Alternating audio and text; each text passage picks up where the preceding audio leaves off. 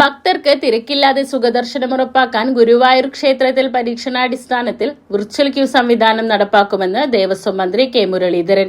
ഗുരുവായൂർ, ശബരിമല, കൊട്ടിയൂർ ക്ഷേത്രങ്ങളെ നവീന സൌകര്യങ്ങളോടെ മികച്ച തീർത്ഥാടന കേന്ദ്രങ്ങളാക്കി മാറ്റുമെന്നും അദ്ദേഹം പറഞ്ഞു. ദേവസ്വം ഭരണസമിതി അംഗങ്ങളുമായും വിവിധ വകുപ്പ് മേധാവികളുമായും നടത്തിയ അവലോകന യോഗത്തിനു ശേഷം മാധ്യമങ്ങളോട് സംസാരിക്കുകയായിരുന്നു മന്ത്രി.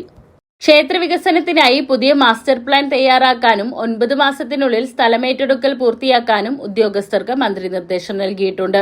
3 വർഷത്തിനുള്ളിൽ ക്ഷേത്ര വികസനം പ്രായോഗിക രൂപത്തിലാക്കുമെന്നും അന്യാധീനപ്പെട്ട ക്ഷേത്രഭൂമി പൂർണ്ണമായി തിരിച്ചുപിടിക്കുമെന്നും അദ്ദേഹം വ്യക്തമാക്കി.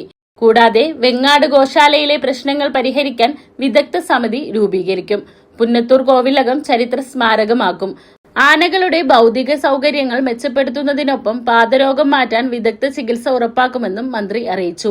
യോഗത്തിൽ Devaswom chairman AV Gopinath, revenue Devaswom secretary MG Rajamanickam, അഡ്മിനിസ്ട്രേറ്ററുടെ ചുമതല വഹിക്കുന്ന ജില്ലാ കളക്ടർ ശിഖ സുരേന്ദ്രൻ, ഭരണസമിതി അംഗങ്ങളായ Mallissery Parameswaran Namboodiripad, C Manoj, Manoj B Nair, MU Shinija എന്നിവർ പങ്കെടുത്തു.